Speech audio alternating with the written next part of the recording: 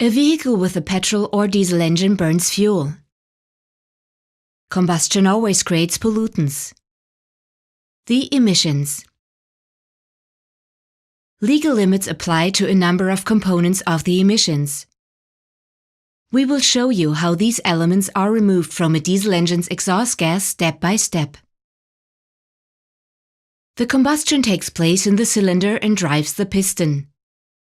Here, the emissions are generated.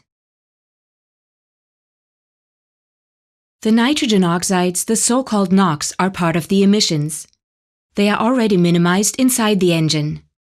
This is exactly what exhaust gas recirculation does by feeding part of the exhaust gas back into the cylinder.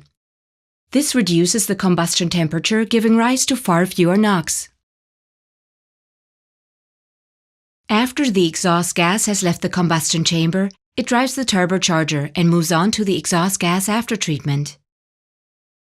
In this compact unit, the exhaust gas encounters the oxidation catalytic converter. This converts the carbon monoxide and hydrocarbons left over after the combustion process. The products: CO2 and water.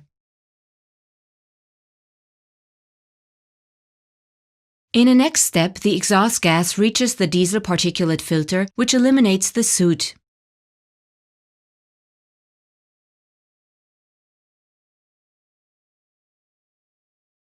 The process described here reliably fulfills the exhaust limits of the former Euro 5 standard in Europe. The limits regulate both the diesel particulates and the nitrogen oxides. However, reducing them both results in a technical conflict, since with the diesel engine, a reduction of the particulates emissions automatically leads to increasing NOx emissions and vice versa. Therefore, to comply with stricter NOx limits such as Tier 2 Bin 5 in North America, exhaust gas recirculation alone is insufficient to limit the NOx. The NOx have to be reduced actively. There are two technologies for this exhaust gas aftertreatment. One of them is the NOx storage catalytic converter, which stores the nitrogen oxides.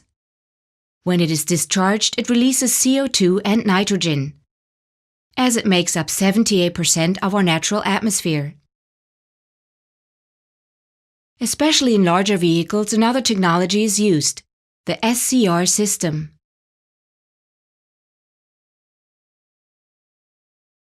Here, AdBlue, a water-based urea solution, is injected into the exhaust gas. After its conversion, water and again nitrogen are generated in the SCR catalytic converter. These technologies enable for an effective elimination of diesel emissions and ensure the compliance with the requirements on the markets worldwide.